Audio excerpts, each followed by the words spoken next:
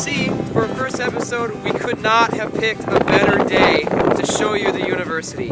This has probably been the best weather we've had in weeks. It is fantastic. And you might be thinking to yourself, wow, what about this great scenery? Why are we out here? Well, actually, this is part of campus. This is what 90% of the university looks like. And actually, if you pan over this way, you can see the future site of Carson Wentz College. Right here in North Dakota, we have a very proud heritage of Carson Wentz.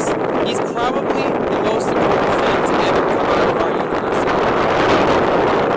We do have a flight school, and as you can see, it would be a better flying thing.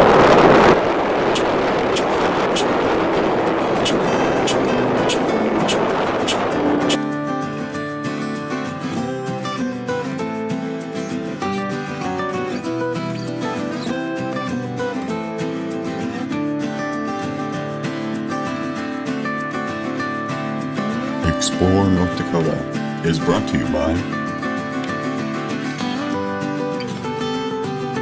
Blockbuster, Circuit City,